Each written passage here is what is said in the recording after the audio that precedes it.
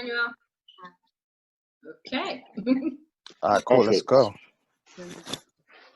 How should we start? I'm so excited for this one.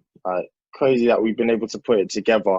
Obviously, the cast of Famalam has has been nice enough to join us. We're so grateful. Again, thank you for coming on.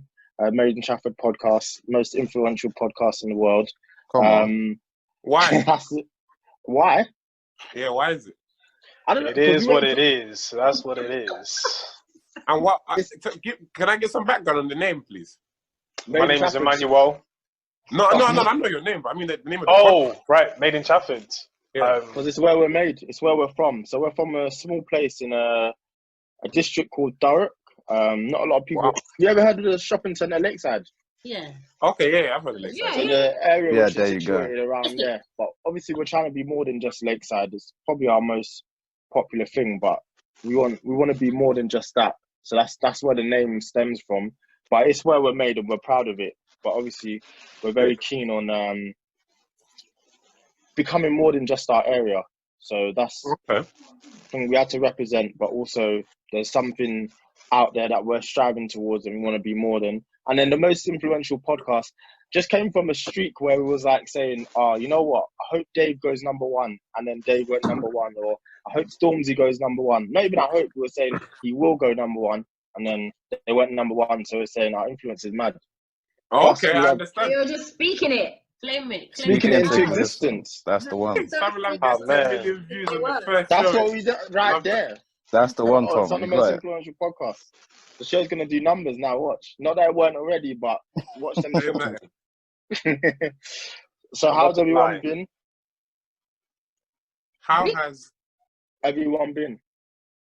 Been good. I am a social hermit anyway, so being up in my house is kind of always a good thing for me. So I'm kind of enjoying it. I'm enjoying the downtime, enjoying sort of just spending time writing more and just kind of being a bit alone. But every so often I have to force myself to leave the house. Otherwise, like I was saying to Danielle, the vitamin D levels just like... Yeah, you have to. No, you can't stay staring at the same four walls. So I guess the best place to start really would be just give from everyone's perspective that's on the show, give your own. I want to hear from you guys. Describe Famalam like to people who might not have seen it before. Obviously, we've seen it. We was blessed enough to see the new season. Really? Yeah, we watched some episodes. So listen. Elite comedy. Guys, don't lie to us, you know. Nah, you know what? We was in the group chat. First thing I said, what they've created, and what I love when my comedy has a bit of social commentary and just like things that people don't pick up. For I don't know how much we can say, but there's so many skits that are just like, yeah, that's like they've actually taken the time to look at what's going on the outside, and they've actually been like, how can we make this funny? You know, like, and that's what I appreciate in my comedy. What's your take on it? Who, me? Nah, like the cast, of course. So starting with yeah. Starting with Tom, what would be your take on it? I have a rule. Ladies first. They are my bosses. Basically, his rule is, I ain't gonna say it. I'll just pop over. Take it like samples. She's so intelligent. That's why she has to go first. And they want to go be getting your food before everyone. Once you get his thoughts together, I understand. I like that. Tom, speak on it. Okay, so Famalam for me, I stand in a very weird place because being in the show, being blessed to write on the show, and then almost putting a pressure on myself that I have a responsibility to get it to the black people. Yeah. Using my influence, I made it a thing. Like I have to make sure a lot of people see this. So from the pilot to season 1, it was only in season 2 that I felt like the culture or the people that I wanted to see it saw it. Yeah. And now that we've got your attention, we now have to show you we were good since the pilot. This show has been amazing since the pilot. This show has been doing social commentary, and it's like, so when you're saying to me, oh, it was in the group chat, and blah, blah, blah, I'm just like, are you sure that, really, you sure it's so? That's what you want. Yeah, like, that's what we want. We want it to go everywhere. That's one, but your own people, like, this is a black show, guys. They're Unapologetically black as well. I like that. On a Dr. Umar thing, it's a black show, yeah. Oh my God. Yeah, I feel like it's a good show. I feel like we've touched on a lot of things. I feel like this is our series 3. Like, series 3 of a show is usually like, yo, we're here. Yeah, we're here. We're putting our flag down. I love that. And I really hope it is that this season. Because everyone's at home now. You got no excuse to look at us now. So, exactly. Yeah. And I feel we do fit the bill, and we will entertain. That's what I've got to say, Demi. Okay, well done.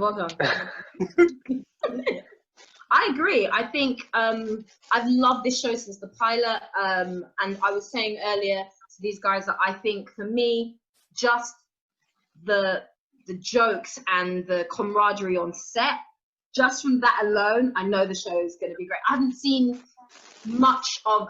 like the finished stuff like you have in the same way. I've seen maybe bits when we go back into the studio and you know, when you're on set, but you don't know how it's going to be paired together, what sketch is going to go with what sketch, and but some sketches, the favorites I think have evolved, and I'm really interested to see how those characters have evolved.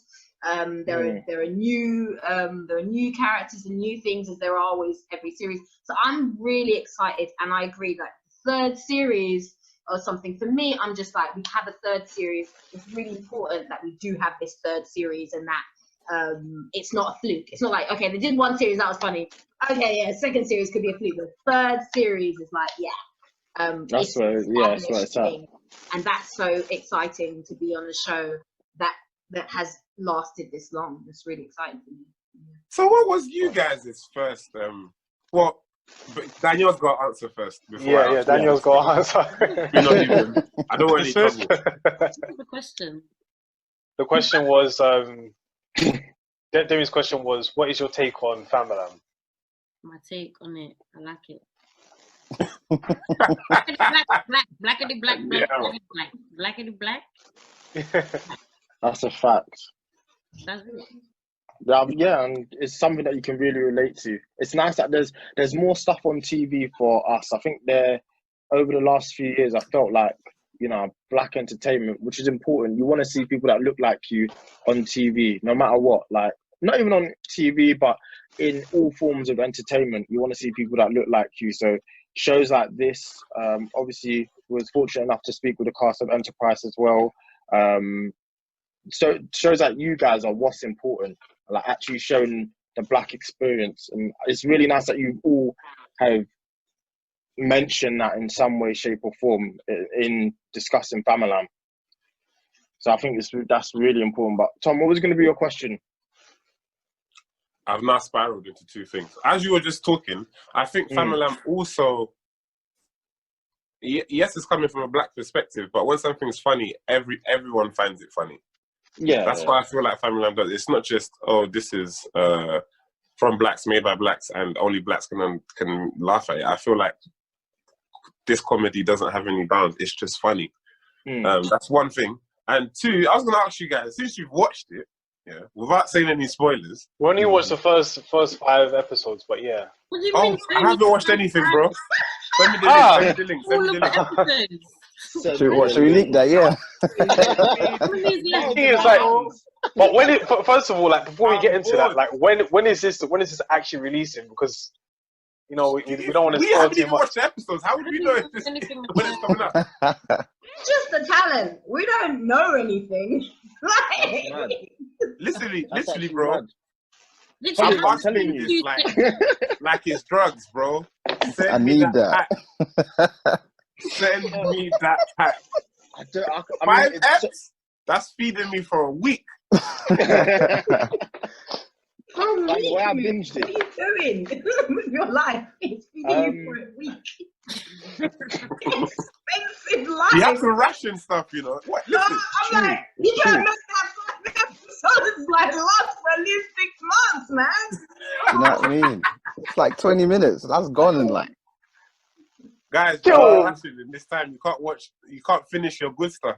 That's true. You got to hold on Honestly, to that. It's true. But what you're I- saying about the show, though, it makes sense because I feel like the comedy has that like anyone can get it type feeling to it. Because you obviously say it's it's for black people and by black people, but sometimes when you incorporate jokes from other races, it's actually mad funny too. So like it's not It's necessarily universal. you're not like dancing around certain subjects. We can take the piss out of black people, but also white people too and Asian people. It's a good blend of like comedy and experiences, especially from the UK. So something people are quite scared to do nowadays because things are quite sensitive. So I feel like this show really like pushes the boundary on certain Everything is things. sensitive. And that's what we wanted. I didn't want it to be said. Black people who get to sort of tell these stories, there are things that we have we can speak on, but other people can't. And so I think that does give us a kind of an authority to speak on certain things.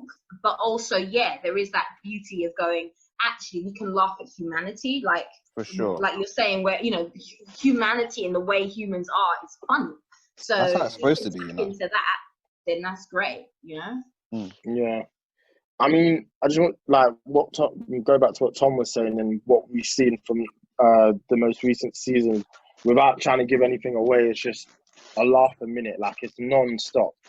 And actually, like it's one thing to be funny, but actually laugh out loud funny. Like from the beginning to end, really, every single episode, there's something in there. And you make characters that actually stick, that you want to see more of, which is just fantastic. Like, especially because I don't think we have a lot of sketch shows like this, which I think is mind blowing. But you guys have definitely taken advantage. I don't think where you're the only one, like you have to run with it, definitely, because I can't think of anything else. Maybe Swill is a bit similar. With that being on YouTube, and it's a different thing because I feel like if he had a different budget, maybe he would have been able to do some of the things that we were able to do. Yeah. And I was going to say, it looks like the money was spent. The CGI to be some of the stuff that you guys are doing. I'm not going to say nothing about budget. Some stuff look like it costs a pretty penny. I'm not going to lie. But there was a show in America. I completely forgot it. Like, I can even Google it right now. But it was a sketch show. It's an all-black sketch show. Recently, and it came on Netflix.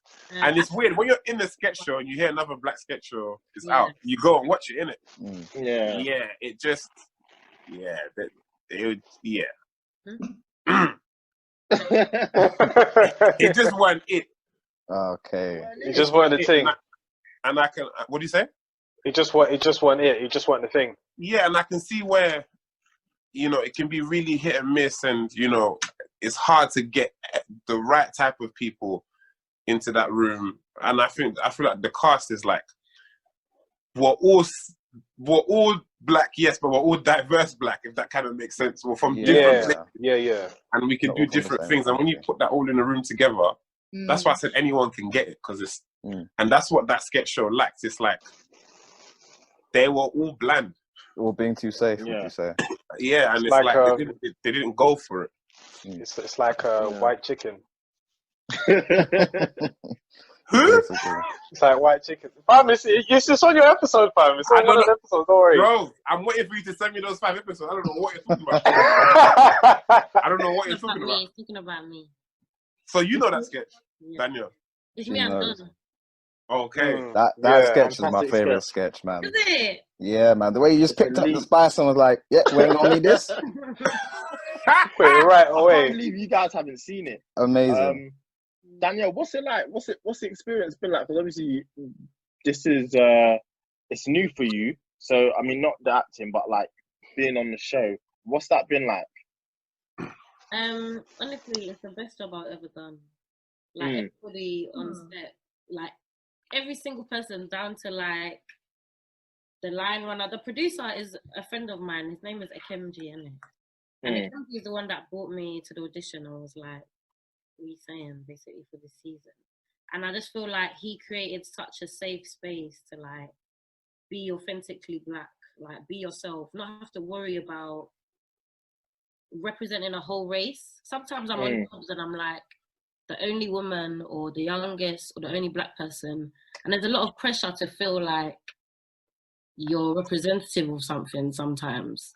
And as soon as I'm shedding that, this job was like really just allowed me to be just 100% myself, and like everybody's just trying to do the same thing, working for the same mission. And it's just all banter. Like every day is just banter. It's just like going to play out with your friends every day. Yeah. I love that energy. Do you think having a safe space like that creates an environment for better performances? Yeah, 100%. Because some spaces you might be in a production where there might be a joke about Black people or something to do with Black people, and you're like, you don't feel that, or you don't, like, you're trying to explain it to people that are not from your community. And so what this job was like, we never had to do that because we all could relate to what we were all talking about. And I feel like it just creates a safer space for you to free up, for you to improvise, for you to like go wild with it, because there's no gaze, you know, like that. I heard that. Nice. I was saying I liken it to being like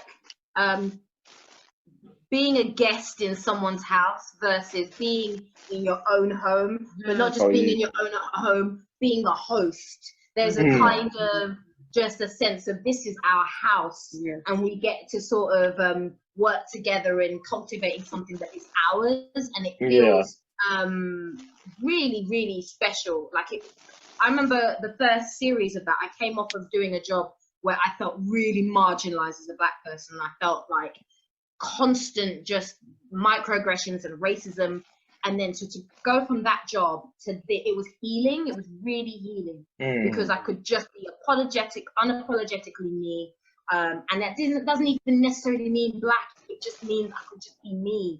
And when you're in an environment where it's easy to be you, you can bring so much to the table. So yeah, you can definitely tell that from some of your characters you play, Demi. Like you're really in your element. Do you like, are they based on certain people you know? Because some of the way you tap into your characters, it just makes you think there's like a few aunties you must know that behave like this. Because she's just a genius. You know what? Tom would say that I am those aunties. I think I'm getting to that point in my life where I have auntie vibes myself. But she's on Facebook up into the late, early morning. That's too much. It's not your fault. But no, I genuinely, I do. I know a lot of those women. We know, I think we know them. So you sort of taking some from that, but then also putting on your own flavor. And I love being able to just go from playing those artists to playing like a boy, to play like, there's just so much fun to just be able to be a comedian. So, there's a lot of recurring characters. Do you guys enjoy it any more than others? Or like, who is it for you that is like, that's your fave to keep going back to? I love exploring Idris Elba's character. I knew he was going to say that. That's because ridiculous. I genuinely, his career fascinates me because of the choices he's made and the films he's picked, and how cocky he's been sometimes. It's so easy to like to turn comical, basically. And this season, if you guys have watched it, we're playing on the fact that there's nothing he can't do. There's nothing he can't do. And that's and the accent, watching Luther, watching the way he walks, like being allowed to like riff or like just improvise on the set improvisation has been something that's very, very, very like allowed or what's the word I can use? We all improvise. Some of the sketches that from season 2, for example, that went viral, the director just says go. Mad. And we're just chatting rubbish, and then we see that on the actual, when it comes out, it's like, oh, you picked this take. And it just shows that it's Demi was talking, we did an interview just before this one, and she was talking about how if she has any tips for actors, she would say that you should go and enjoy life, go on holiday, be with friends, because it's those experiences that you draw from to put into your work. And improvisation, you're literally, where are you going from? If you've not been enjoying your life or doing anything or watching things, you wouldn't know where to draw those things from. Yeah, that's good. I'm pleased that you picked Idris as well, because that was a character that I got a lot of entertainment from. Ladies, which one for you would it be, or characters that you enjoyed portraying? I mean, you look at me like that. I really enjoyed Mafia Boss. That was my favourite character to play. Yeah, that was hard. I've never, hard. I think I played like Sam in Bugsy Malone when I was very young. But just the fact that it's just so dumb. Like, anything dumb, bring me. I'm like, yes. And so, and even just being a man, like, so now I'm a man, they've given me like a little 5 o'clock shadow, a little bum chin, and I'm just like, man looks kind of nice still. Would you date you as a dude, Danielle? What? Date you? Would you date you as a dude? Would you feel in yourself? I don't know. Would you look at yourself as a man? You would not date that man. Let's be honest. The energies too. Nah, that's getting too real, man. I felt it. Did you like it?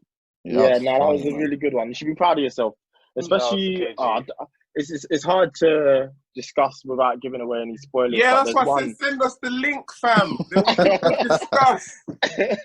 But Danielle, you should be really proud of yourself, especially the one that's centered around, I'll just say it's centered around Facebook. And that is, again, it goes back to, it's the writing, you playing the character so well, but it's funnier because it's something we've all been through, you know, that something been happening on Facebook, and then, you know, I'll let the people find out for themselves. But yeah, that is a very great skit. Thank you very much. Demi, what for you?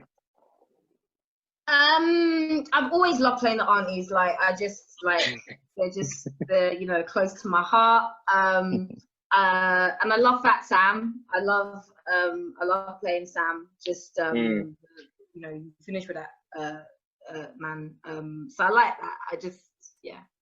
But there was a few other things. I had lots of fun this season. So There's a very good one with the aunties this season. We've all been through it. Basically, it's so hard to talk about that because you really want to dive into it. What is the title? If you were to like give a caption to it, what would it be?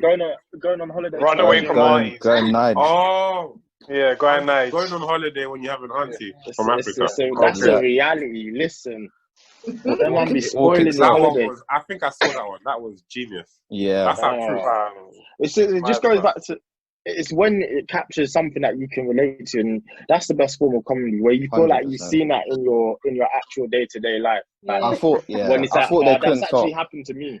I thought they couldn't put the container one. But the containers one all lining up, ready with their stuff, and I was like, come on, man. You guys have really done something special this season, honestly. You should be very proud of yourselves.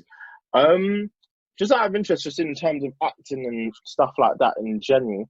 So I've been going on a bit of a, I don't know, it's an idea of mine. I've been thinking, do we have better actors here in the UK than the States? So that's just something that I've been discussing. We've discussed on the show previously, but I wanted to get your take on that. What do you say then? What do you think? I've said yes, but my reason is I just think we have better actors who, it's part of the reason why we're seeing a lot of, especially black actors, not taking their roles, but getting their roles in films that might have gone to an American actor. So I've been I'd say the last year, it's on the show, it's come up a few times where I've expressed, I think our actors are better than in the States. And then whenever we've had an actor and I put the question to them. Do you know what, yeah? Someone put it like this to me, yeah? I was speaking to my cousin who's an actor. He came from France to come and act here because the French industry, they churn out like 600 movies a year. Do you know any of them? No. Cool. Now, and obviously there's a bit of racism there, but he's had more work here in the year that he's been here than he's like 32. And he said he doesn't understand why we want to go America, because one, all the big production, all the films, all the series that people like, most of them are here. Or they're filled with British actors. Okay. Do you know why people want to go to America? Because they want to eat and they want to get paid. Let's not mix with money is a big thing. But it's not even about going. It's not even about necessarily. Sorry, I was just to say that also when you go to the States, and you audition for things out there, you could be auditioning for something, and the people in the room are black, are white, are Asian. They're all auditioning for that part because they're not necessarily. They've started to move beyond the place where they're going, this is the black part. In the UK here, I can still go up for auditions and be like, oh, there's 5 other chicks in this room who look like me. They obviously, this is the part that they've gone, this is for the black person. And I feel like those doors are, I'm not saying it's not the same. There is racism and there is stuff all over the place.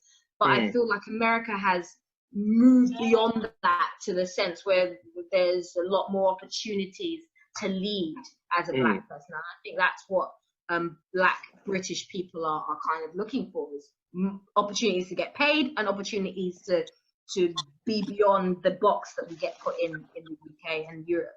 Yeah, no, I get that, but I guess the question is more talent-wise. Like, do you think we have better? That's a yes for you. Me? Look at all the biggest series that I'm on your side, by the way. Like, that's my stance. I think we definitely do. I don't need to even answer that question. Just look at all the big shows that you think are big shows. Even look at Ozark. Just look at Ozark, for example. I don't know if any of you watch Guys. I've seen Ozark, yeah. You know what? I need to start watching it because my mum is always a British person that is peak. Game of Thrones that swept the world. I don't even need to tell you how much British people are in that. Obviously, it's like it's mainly Caucasian people, but if it's a British and US thing, or is it a black British and US thing? I mean, I guess it's both, but I guess the talent, even still, I guess the answer still remains the same. You know, I still think it's a battle that we win. I don't know if there needs to be a battle, personally. Not a battle, but it's...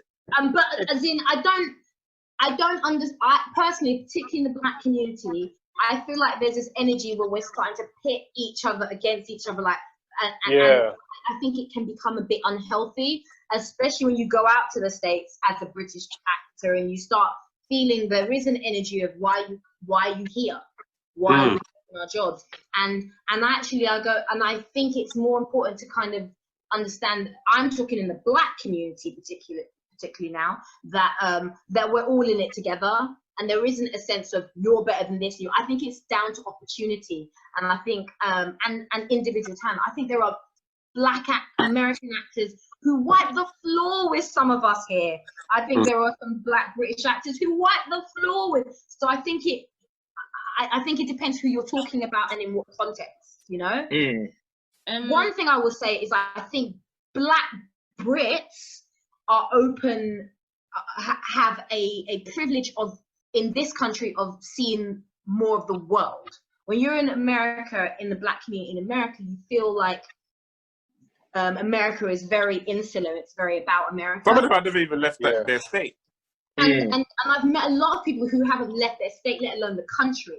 And I'm not saying that doesn't happen here, but here, through education, through whatever other means, we just tend to be a bit more aware of other things going on in the world. And I do think in that, what you were saying, Moutchi, about like experiencing life, and other, so I think there is an edge that we can have. But the work ethic of Americans is insane. The hustling mentality of Americans is insane. You go there and you're just like, they will succeed, And so I think we can learn from each other personally, like when we're talking. So that's me. Yeah. Okay. Thanks for answering my question. Perfect. I think most of those like US and UK comparisons kind of come from like the fact that like maybe not as much now, but growing up we kind of looked at their scene as being more developed than ours, and we see it as like a staple. But as time has progressed, exactly. But now I feel like the tables have turned a bit, and we've kind of created our scene to be a point where we have the world's attention in all kinds of media. So it's like we grew up watching them.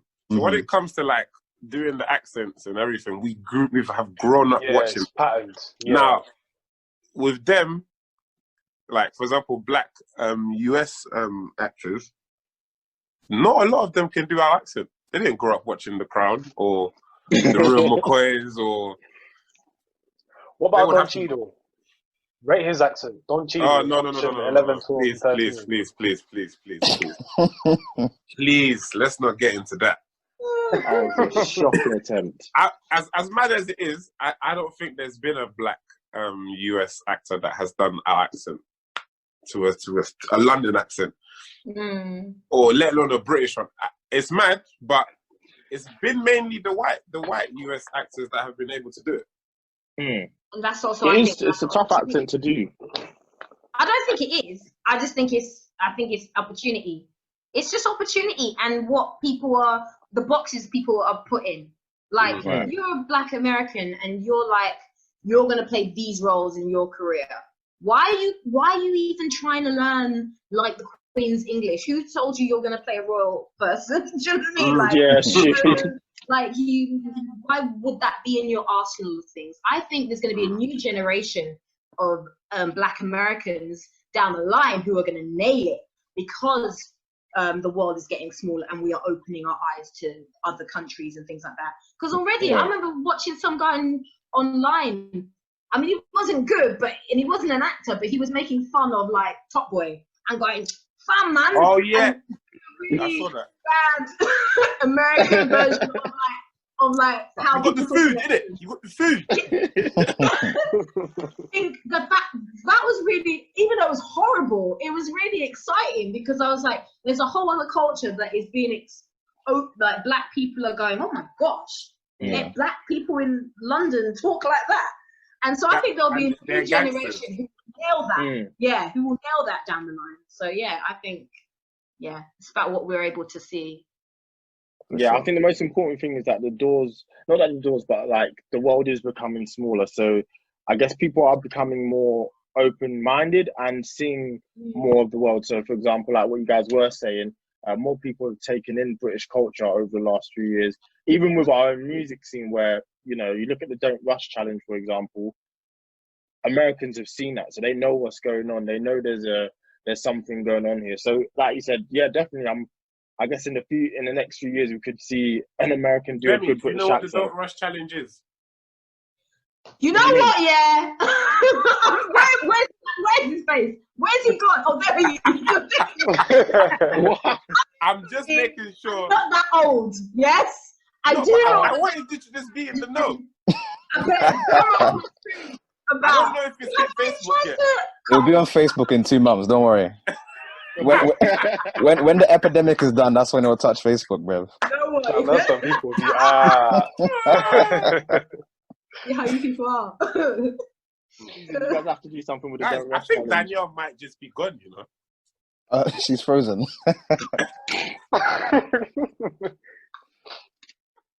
She's blinky.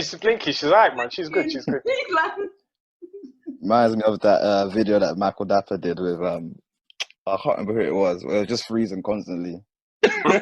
Mo comedian. Mo, yeah.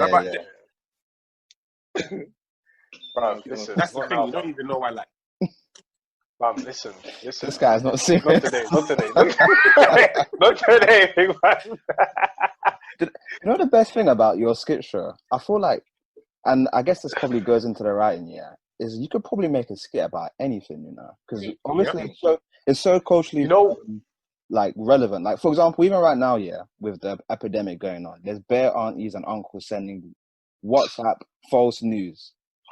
That can easily just be a skit. Do you know what I'm saying? You guys can find. There might be a Corona skit.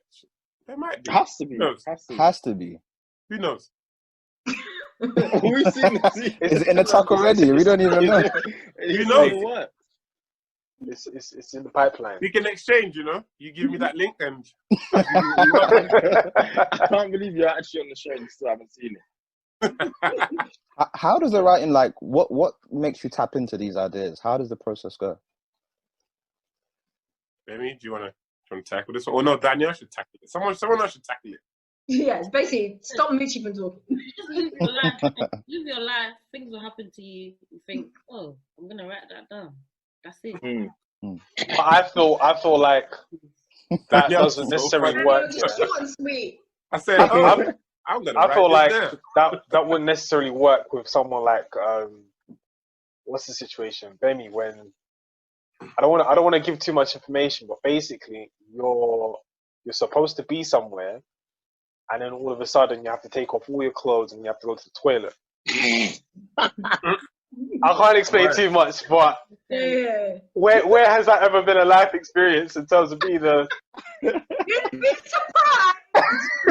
thing is, it's different for, I think it's different for women.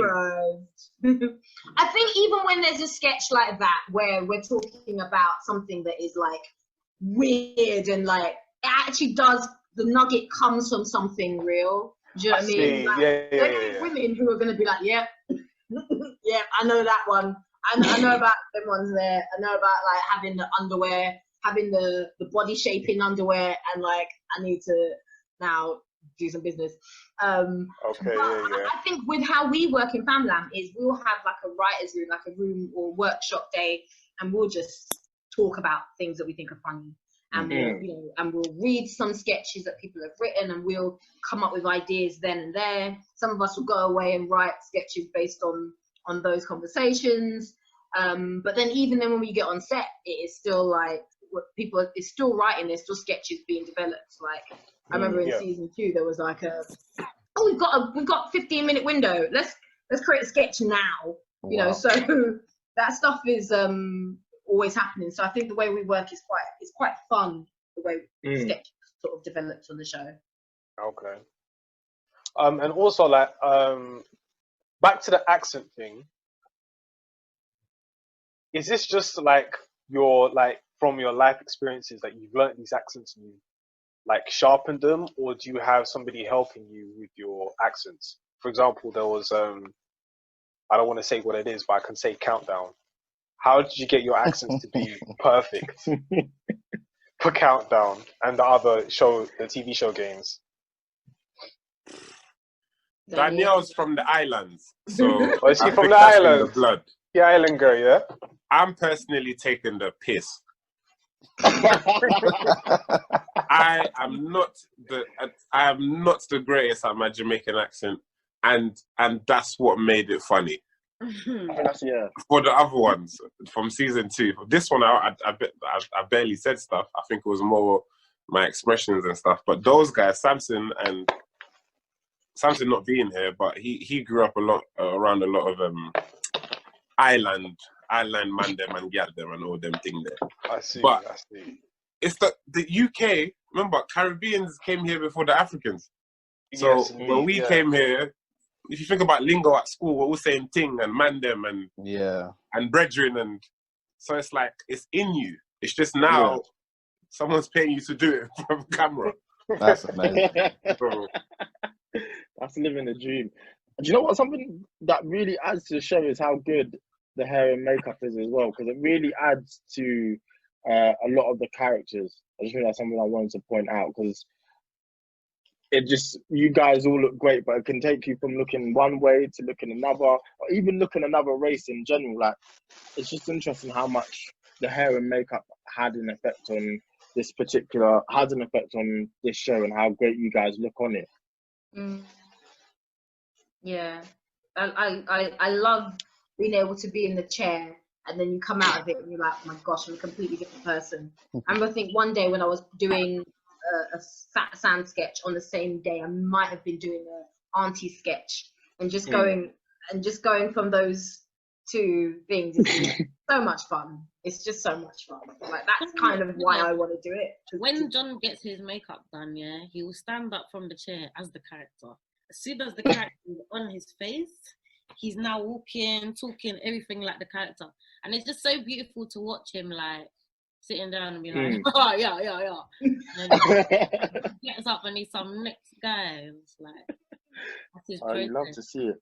Nice. I'm always battling them because I don't like wigs. I don't like scratching stuff because my skin is sensitive. So I hate taking off my beard. I feel like I suffer every season. I grew a beard for 6 months and they said, yeah, all of it has to go. And they're constantly irritating. And at the end, when I look like a dog with all the bumps, nobody cares. It looks good for the show, but when I'm experiencing real life, where I have to draw my talents from, I look like a dog. And I don't want to go. Hold on. If you live most of your life with a grown-out beard anyway, who cares if you've got kind of like razor bump? You're just gonna grow it out. No one can see your face right now. Every January of my life, I've looked like a dog because of this show. It's not None true. of you guys know what I do. You look really cute without your beard. What happened to the look like fresh. I really appreciate that because I heard that women cute actually means that you're good looking. I didn't know that. Yeah, you didn't. I thought it was just women trying to say, "Oh, you're not Morris Chestnut. You're cute." That's how I've always taken it. That's what guys do. When a guy says a girl's cute, that's what they mean. They mean, oh, she's cute, you know. But no, Oh yeah, that is true. Because when she's paying, she's paying. Yeah, exactly. Yeah. No, there's levels. There's levels. Who's ever called a girl cute? Exactly. Boy. Boy. Sometimes it has to happen. If you guys could have anyone come on the show, like make a cameo, who would it be? Because I think a bit like SNL in the States, they have someone, they'll make a cameo. For you guys, who would it be? I wrote a sketch this season that it got filmed and it's in it. It was one of like the politically correct gangsters, and it was supposed to be a cameo, but it didn't happen in the time. And Daniel Kaluuya wanted to do it. But it didn't work out. But that would have been amazing. Schedule issues. Just a small little cameo. Yeah, no, that's all you want. He only has to come in for 15 minutes, isn't it? Because he started in comedy. Yeah, he was in Skins in it as well. Yeah, he gets that world, and he watches the show, and he's a fan. So it would have been nice. Yeah, that would have been a sick one. Demi, is there anyone you would have liked, or you would like to have one in the future? There's still Demi's like, I'm already here.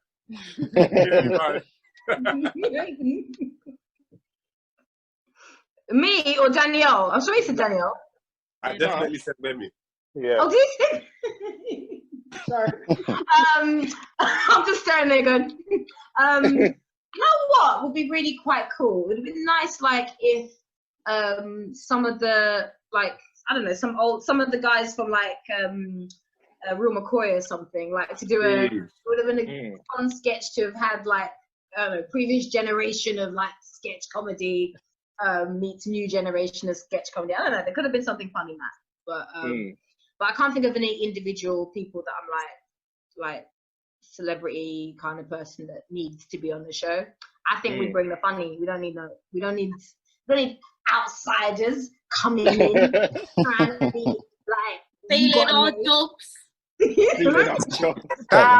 Danielle, did you not steal job? No. Did you not steal job? How can I ever steal? Look at me. That's what I'm saying. Job. Energy. Danielle, is there anyone you'd like? I would love someone like D Double or something to come on and that'd be hard. It'd have to be as sound do the history one, innit? The history skit. Like British history. for that. Is that in this one as well? This is, I don't think. Maybe. I don't think so. No, I didn't. I don't remember seeing it. I like that one though. that was good. I love Scribbler P. Scribbler P. Do you know? Last season, everyone thought I was Scribbler P. Wait, Then my it's cousin Scribbler P. changed his name. We'll on never Twitter. tell. Yeah, my No cousin one will. changed his name to Scribbler P Okay. on Twitter. So people started following him and messaging him saying, "Oh my God, you're amazing." And he lived like that for a whole month before he said, "I'm not Scribbler P." No Trying to way. get that Just feature gaining money. followers. That is silly. And then Nah, that's smart. That's jokes. No Have to way. get it how you can. I respect that. Is there any other skit shows you guys like? For example, me, I only watched the Chappelle show maybe a few years ago, so quite late, but that always rings a bell to me of like some of the Key and Peele's greatest good. ones. Yeah. Dave Chappelle definitely, but Key and Peele, like, they are picking up the baton from Dave Chappelle, but in their own right, they are peak. I need to watch it. Yeah. Man. Yeah, I love Key and Peele. Like, in the UK, in terms of sketch shows in the UK, like I like weird things. Like I loved League of Gentlemen, which was like it's not a black show. It's like the sort of weird set in this weird village, and you go into this village, and you might go into the shop, and there's like them doing them things about local people. It's all very kind of it's weird, but I find that really funny. I like random comedy like that. So, but Key and Peele in terms of the black sketch show, definitely. What? The show that I like is called Murder in Successful, and then Samson's in that. Yeah. a different celebrity every show, and they have to go through some murder mystery, and it's a lot of improvisation and stuff like that, and it's just so dumb. So check it out. I've been keeping my eyes to the streets, guys. Swear. Because that's where I came from. So I got my eyes online, and there's this kid. Did you come from? Peckham City, baby. Yeah. City. I run the Peckham, baby. But there's this kid online, called MB Bants. Yeah. Yeah. So if you guys don't even know Demi and Danielle, this kid, he has this crazy teacher that he stutters. I have to show you. He stutters, and he, when like you have a teacher in class, it's like, get up now, and they used to get really frustrated on small things, and you can tell they're going through stuff in their personal lives, and they get red and blah blah blah, and he puts that character in so much different situations, and I'm seeing like a kid come up, like he's got like 40,000 followers on Instagram and Twitter. He's got a considerable amount. He's growing, and I'm seeing that sooner or later someone's gonna grab him. But like I like to like watch the raw, unfiltered, unmainstreamed people before they go mainstream to see what even they were doing. Facing the news. She's hard. Yeah, I've seen that recently. Ridiculous. Like she's got a YouTube channel. She's got full episodes of stuff there, and it's just her and her ones, like all production, all characters, and I think that she's been building it over the years, and we just need to collectively support these lot, especially 100%. Tom, do you think people like yourself, when you start on Instagram and Twitter, do you think they get to a crossroad where they have to decide? I mean, they can keep doing what they want to do, obviously, but do you think you get to a crossroad where it's like, do I decide to take this more seriously and, obviously go the BBC route, similar to what you've done, Paradise done? Do you think they will have to get to that point and ask themselves that question as well? There are two routes you can go. There's the route of I'm gonna go down this road, and I'm gonna get all the endorsements in the world, and I'm gonna be a YouTube star. I'm gonna make millions. We've seen it. We've seen Michael Dapper do it. We've seen him do sketches. Guy's got a house. He's gone double platinum from zero. But it's a personal choice. Do you want to be an actor, or do you want to entertain people online? Those things, like, look, apps crash all the time. Vine completely stopped. Oh man. Like if I said to myself, I'm gonna carry on, and then Vine stopped one day, what does that mean? I'm not getting no money no more. Like I have to find something. Like I felt like acting was a much more concrete thing for me, and that was always my goal. And Instagram, it had its moment. I couldn't see myself doing that till like I was 30, like making videos on my phone. And you just get to a point you have to choose. Yeah. You have to choose, and if you stick with one, it's like once you go further down that road, you can no longer really come back here because it's very bougie. You will be seen in that way. It's like it took me a while for people to stop seeing me in a certain light. You've got to shake it off, which is crazy. Yeah, it's an interesting development, which I guess because they will have to ask themselves what route do they want to go. But it'll be interesting to see what they choose, especially that MB Banks, because I think there's something there. He's tapped into something, and it's really funny. I've had to message him a few times, like, because sometimes it's raw and unfiltered, but he will say certain words, and I'm like, you will kill your growth before you even start. You know, just to find, just so that people can laugh, just because. You know, but then you don't know who's watching you. You don't know, 100%. All of that. Because these videos, they live forever, man. Like some of your skits, we still see to this day. Like you just see Dems and like you and like Tipper walking and doing every time I repost them, they will still get millions of views, and I'm just like, I feel like putting them on a DVD and just selling it. Maybe I'll become a millionaire. It's immortalized in our culture, man. So that we got to take care of these people who are making new stuff as well. Like. Yeah, I fully agree with you. Would you be interested in giving them the opportunity to come on the show on Famalam, or would that be something a potential? Me, I'm not producer. Do you know how much people in my DMs like saying I want to be on Famalam?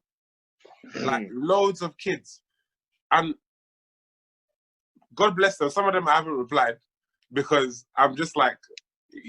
We're all stuck on quarantine. You're asking me about how to get on Famalam. I'm just like, it doesn't make any sense. And I don't want to, I feel bad telling them or crushing their dreams. Yeah. But it just doesn't work like that. Like I didn't go to anyone and say, hey, put me on this show. It just doesn't work like that.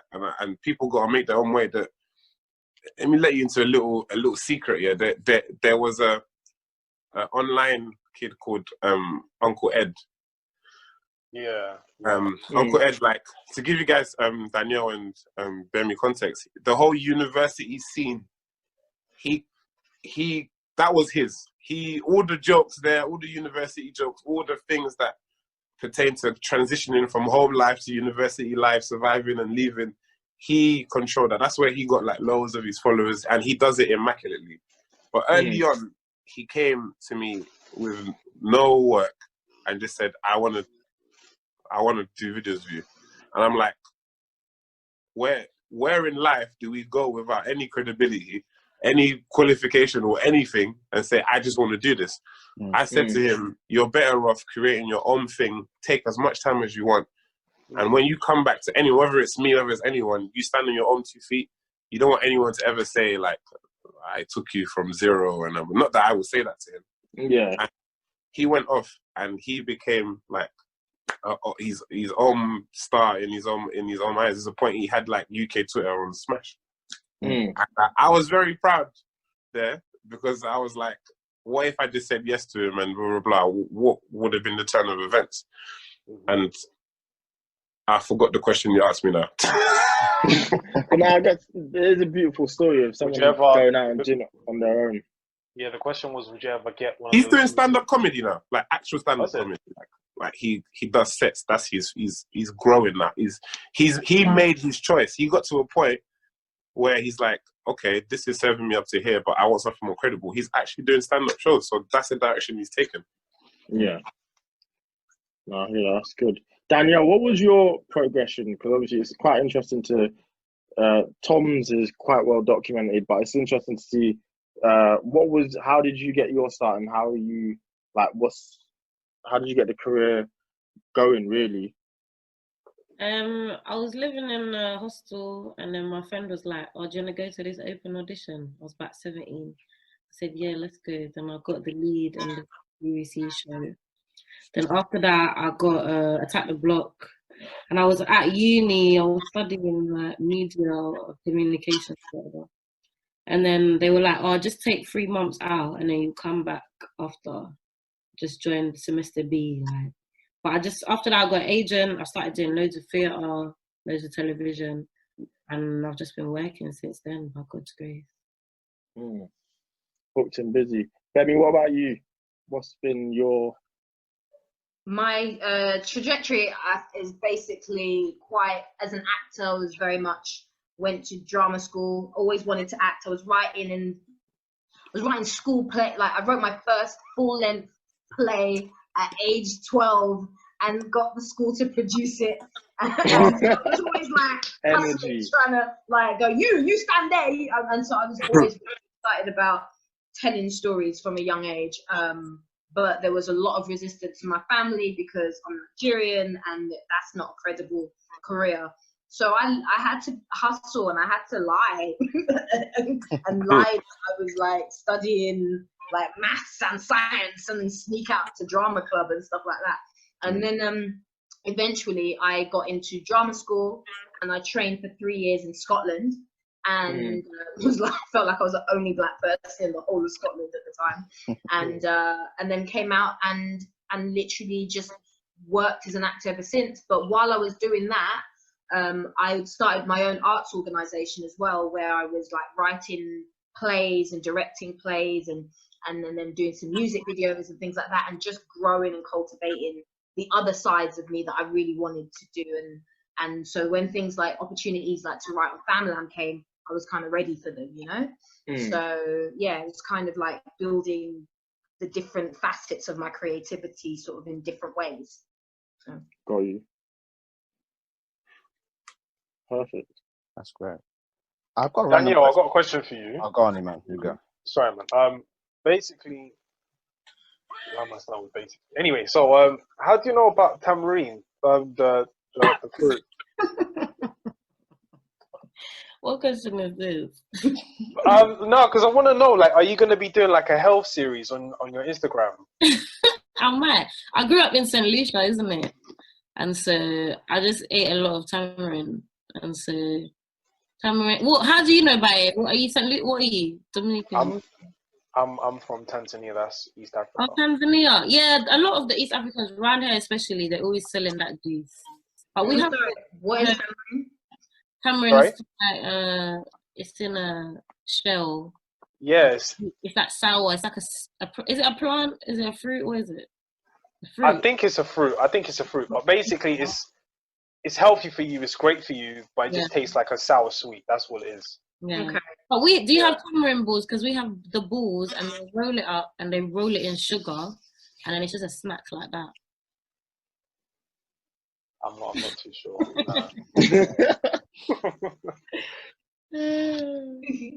But are you going to be like continuing with your health series on Instagram? I'm like, I see how I feel, innit? When I feel like making something, then I make something. Sometimes I want to make a funny video, I make a funny video. Sometimes I'm cooking, I'm like, let me film this.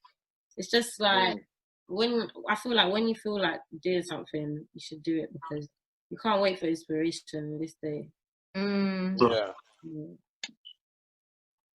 Definitely. Yeah. Have any of you guys got some small projects that you're starting on the side? Even though acting is your main thing, have you got like small projects on the side? Small projects. I mean, I write, so I love writing. I'm always like, I write spoken word and things like that. So I'm just currently just trying to record some of the things that I've done over the years in terms of spoken word, and just lay them down as not tracks, but just record them just as a thing to do. I've got I've literally yesterday got my new cameras come through, so I'm going to be just doing a lot more just filming and just getting to grips with my new cameras, which I'm really kind of excited about, and just getting some. I want to be DP level, like, as a director, you know. I want to be able I'm sort of like, got my lights, got my tripod, got my my cinema camera and my DSLR, and just play with lighting and things like that, and just figure that out. So those are like just personal things that I'm doing, I guess. Okay.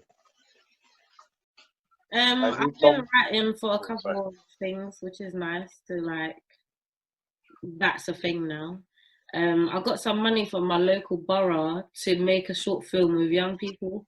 So I do quite a lot of work with people referral units, youth offenders institutes, and prisons. And so I feel like it's really important to have an outlet for arts in the community.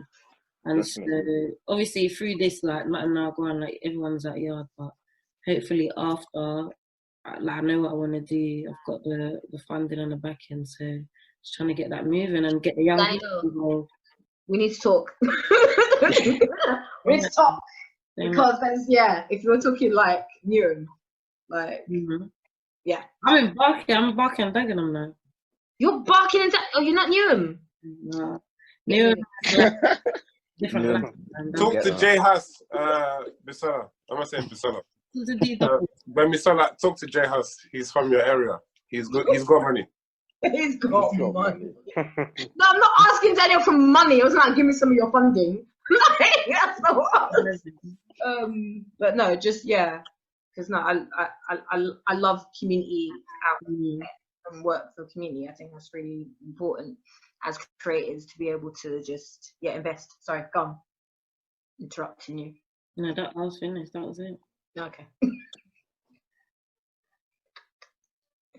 One more by yourself. Me and my friend Demi have been probably on like our 10th draft now with the BBC on this project that we have with them, which we really like, and I don't even know when that's going to come out because you know these things you do right in 2017 and comes out in 2021. But very happy about that. During this quarantine time as well, me and my housemate, we wrote a black female version of you. That's a true story. Wow. Like what? Wow, when you said true story. Yeah, and it's amazing. Like the content that we got to draw from, and just from the pilot, from the way the pilot's looking, like the treatment, the app, it was like 10 pages, and so we're really happy about that. I was spoken to. I'm in bed with the BBC, as they say it. So it's my BBC guys. I helped it. Well, they're really they're really showing interest in it, and it's a drama. So that's my first time touching anything like that. I'm usually more in the ha ha ha world. But, I'm very happy about that. It is a chilling story, and I know once it hits the UK and the blacks see it. You guys will. You know how it is in you. Like he's doing mad stuff, but you root for him. Yeah, cool. Yeah. That's different. He's white. This is a black 22-year-old girl. Different. He's black. Yeah, it's different. But it's like you're seeing a young black girl doing those things, and you're on her side. And I'm not going to say the reason why, but like it's an amazing story. And I want to see this now. I'm in. I'm I've been sold. Casting, just saying, like, I didn't know that you had a housemate though. I thought you lived alone, like the rest of us. Oh no! I live with my cousin John, the actor, and my friend Shaq. John is Oh.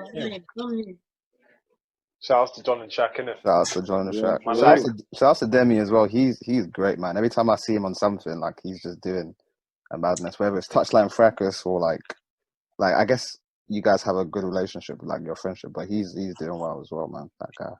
Yeah, man. The children of God, we just accept whatever we got.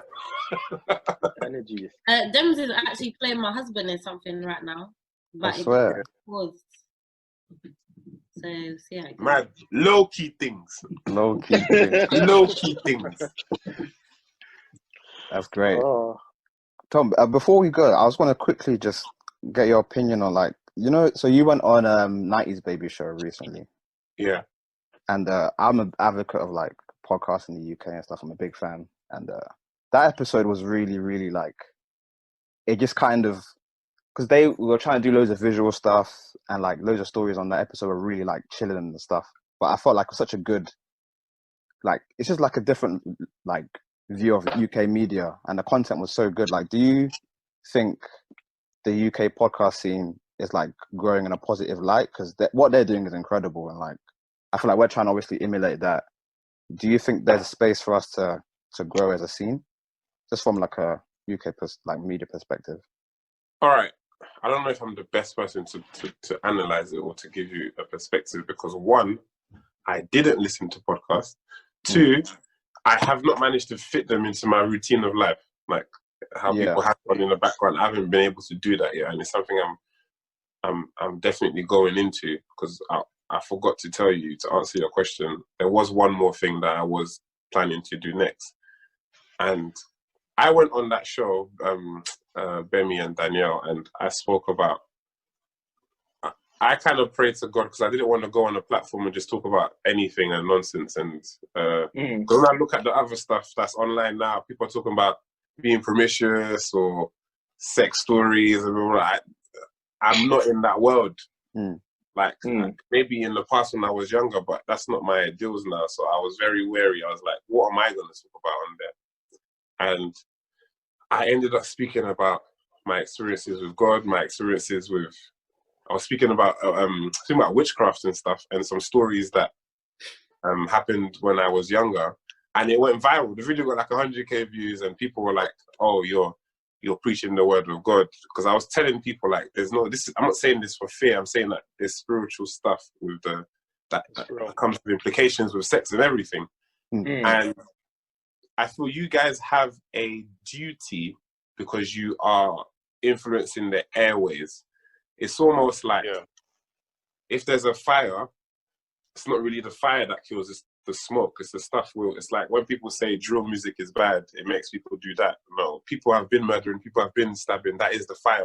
The music that perpetrates that, the smoke, is what spreads and what eventually kills. That's what I think. So I feel like you guys beware of the things you speak about, because it's becoming so popular.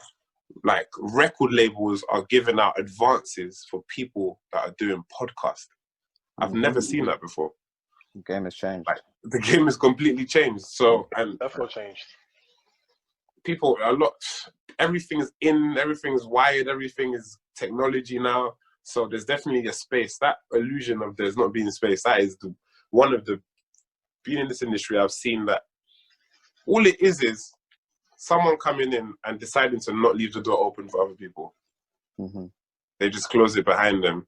So you can have the thing of like, oh, right, only one black thing at a time, or only one type of thing at a time. It's so fake. I don't think that's not what the world looks like. But yeah, it's exciting for you guys, because 100%.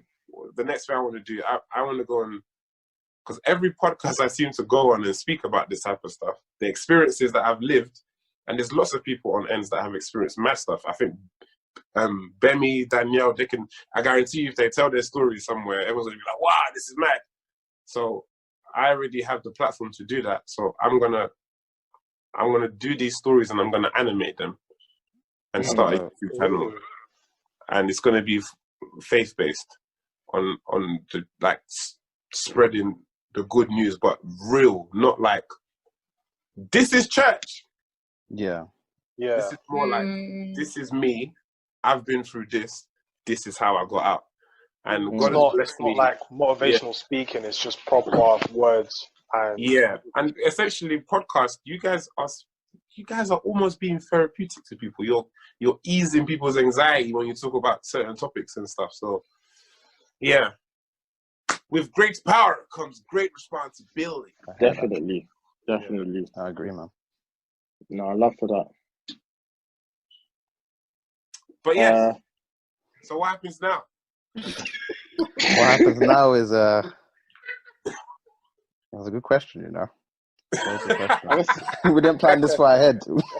I live in awkward silences, you know, so to me it's fine. Danielle's the queen of it.